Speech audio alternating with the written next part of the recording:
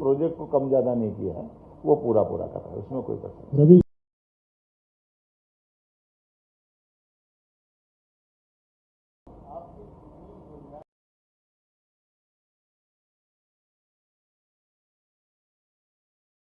इसलिए तो मैंने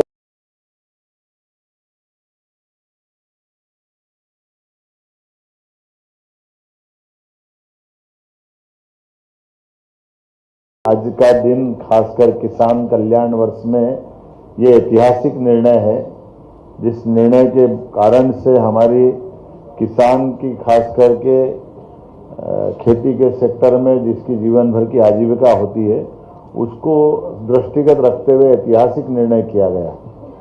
मुझे इस बात का संतोष भी है। माननीय अध्यक्ष जी आज हमारे साथ हैं, माननीय हेमंत खंडेलवाल जी, हमारे मीडिया प्रभारी आशीष जी, इस अवसर पर एचसीएस, पीएस, रेवेन्यू और हमारे मनीष सिंह जी सीपीआर, हम सब मिलकर के आज जो आपकी जानकारी में है, आज कैबिनेट के माध्यम से एक बड़ा निर्णय हुआ है। ये किसानों के हित में खासकर कृषकों की भू अर्जन को लेकर के इनकी भूमि का 4 गुना मुआवजा देने का निर्णय किया गया है।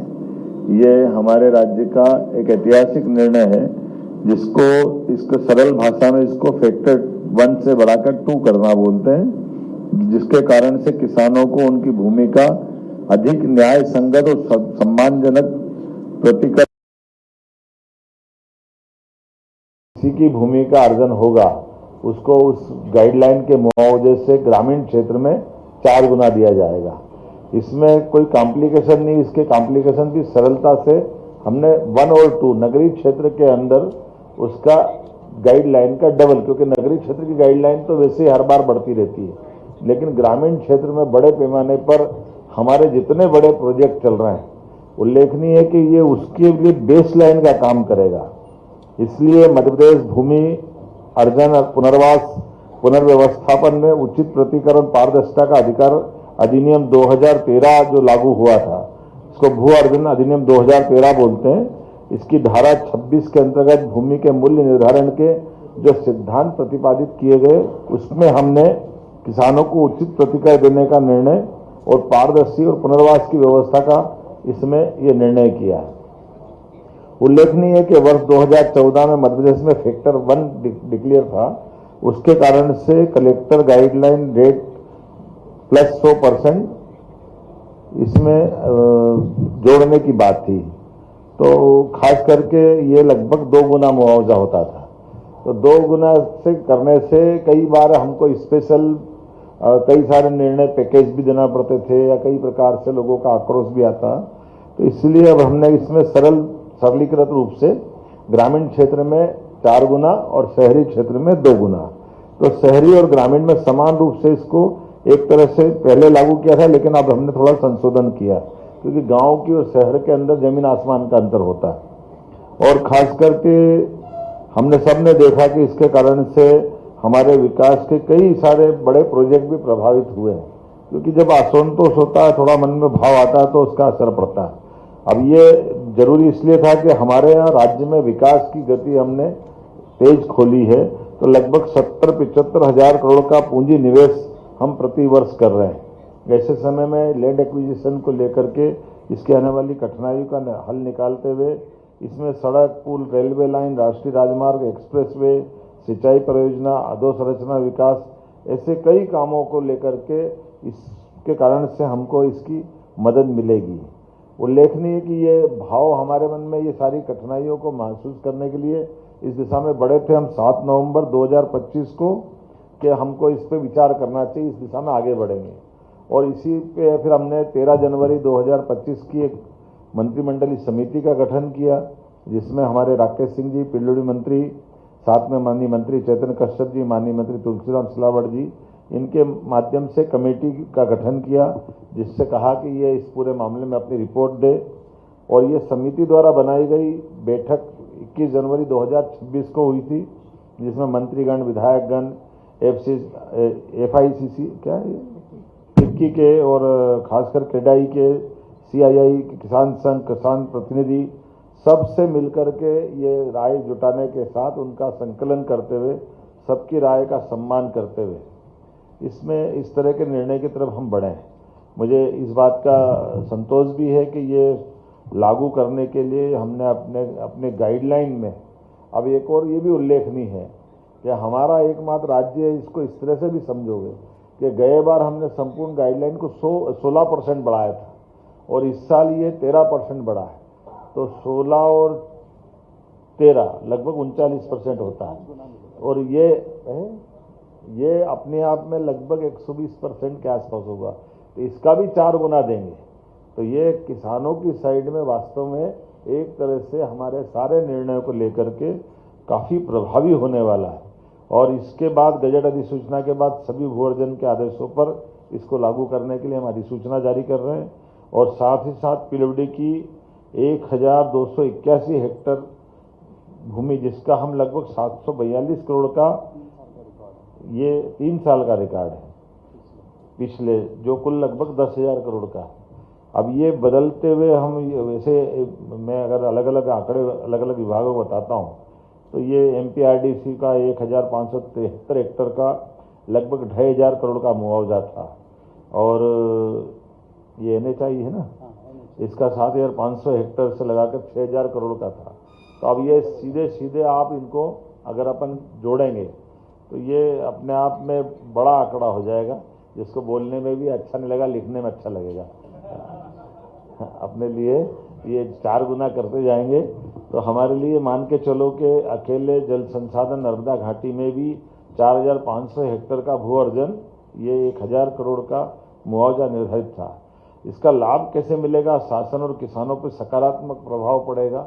विकास में हम एक तरह से उनको भागीदार बना रहे हैं, क्योंकि कोई जमीन छोड़ता है तो बदले में उसको लेने के लिए अपनी जमी जमाई व्यवस्थाओं में हटना भी कठिन चुनौती होती है।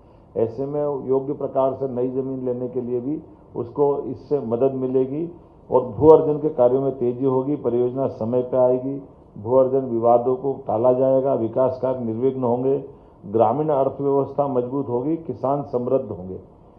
इसलिए केवल हमारा निर्णय नहीं है, किसानों के संकल्प का, उनके समाधान का निर्णय, जिसमें किसान हित सर्वोच्च प्राथमिकता के साथ ले रहे हैं।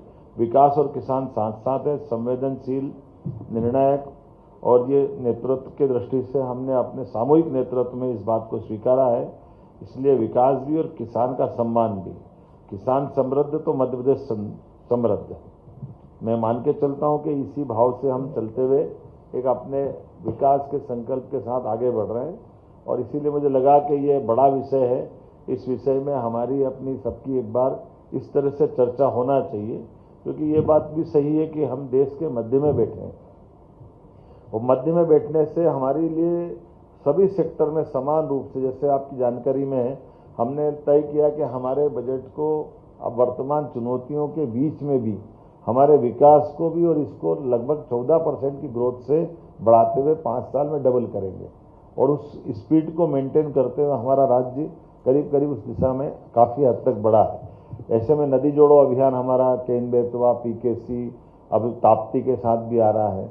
तो हमारे लिए एक तरफ ये, दूसरी तरफ मेट्रोपॉलिटन सिटियों के आधार पर भी हम अपने शहरीकरण के आधार पर भी नगर से आगे बढ़ना चाहते हैं। तो स्वाभाविक रूप से इसमें अगर हम बढ़ते हैं तो हमको ये लैंड एक्विजिशन पे बड़ा निर्णय लेना पड़ेगा। उल्लेखनीय है कि मैं केवल एक आंकड़ा बताना चाहूँगा कि हमारे पास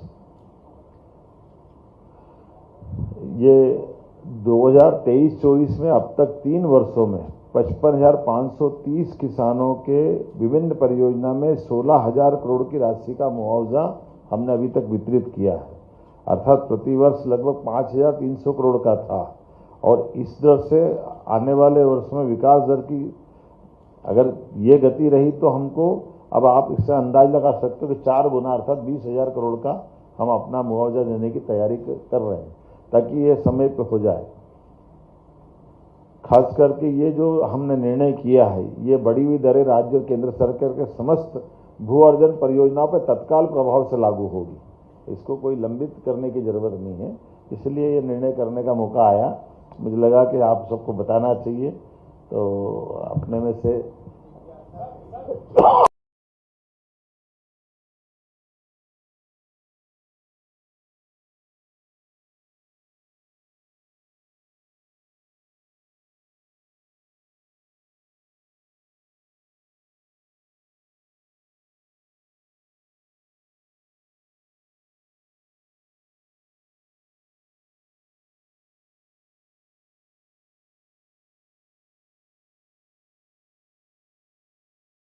टैक्स कौन सा? अरे भैया ये राज्य सरकार का काम है ना, तो राज्य सरकार की दृष्टि से हम एक सीधा फार्मूला बना रहे हैं। नगरीय निकाय का जो इलाका है वो नगरीय निकाय में रहेगा और दूसरा ग्रामीण का है, बीच में कंफ्यूजन नहीं है, इसलिए 1 और 2 किया है।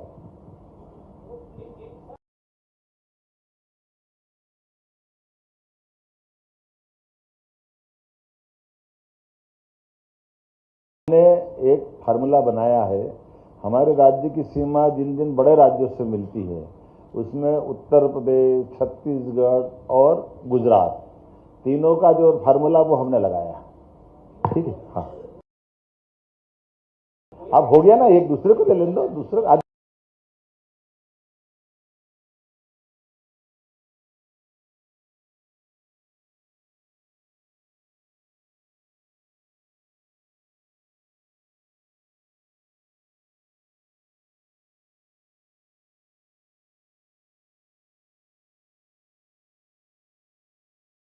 तो बोला। एक नंबर दूसरा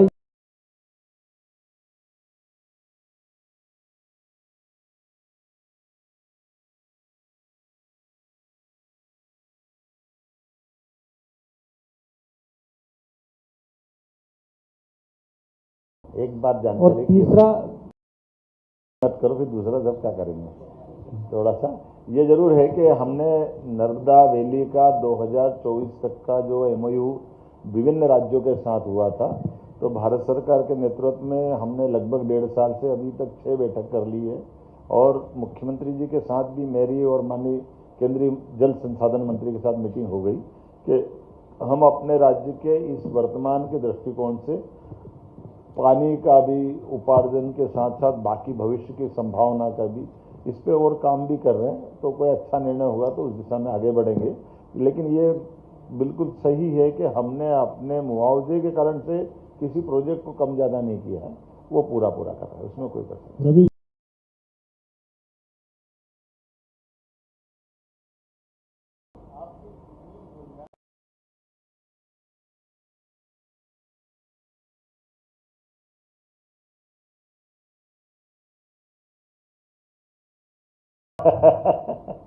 विपक्ष इसलिए नारी शक्ति का विरोध कर रहे हैं ना। अच्छी बात है।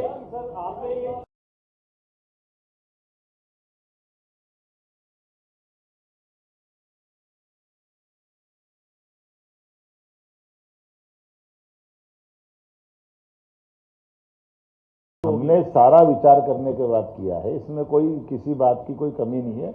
इसकी प्रोग्रेस है, जैसे उदाहरण के लिए ये विभिन्न प्रकार के न्यायालय में प्रकरण चलते हैं, तो जो प्रोजेक्ट 2 साल में पूरा होता है वो 10 साल में होता है, तो बजाय 10 साल के वो 2 साल में पूरा हो जाएगा। इस तरह से इस पर हम आगे बढ़ रहे हैं। ये हम एक तरह से सहभागी बना रहे हैं विकास में सभी। आप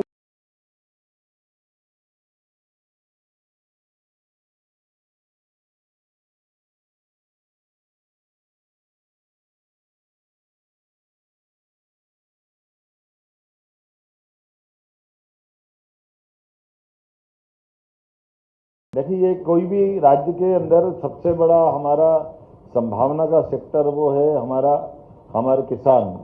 और किसान के साथ में दूसरी चीज जुड़ी कि अगर किसान की सिंचाई का रकबा बढ़ाना है, बिजली का उत्पादन बढ़ाना है, उसको और अलग प्रकार की सुविधा देना, तो आवागमन की सड़कें देना पड़ेगी, रेल की सुविधा देना पड़ेगी। आजकल तो एविएशन का जमाना, तो विभिन्न प्रकार के हमारे, तो स्वाभाविक रूप से हर एक जगह जमीन की जरूरत पड़ती है। तो जब जमीन की जरूरत पड़ती तो हमको अपने विकास में सहभागी बना करके, जैसे हमने परस्पर राज्यों के साथ सहभागियों के निर्णय किया है, उसी बड़े निर्णय से जोड़कर हमने इस भू अर्जन अधिनियम 2013 में ये संशोधन करके ये जो हमने अपना फैक्टर बढ़ाया है कि किसानों के साथ हमारे उनके खुद के जीवन के लिए भी जरूरी है और हमारे लिए विकास के लिए भी जरूरी है, तो कम समय में अच्छे प्रोजेक्ट करने के लिए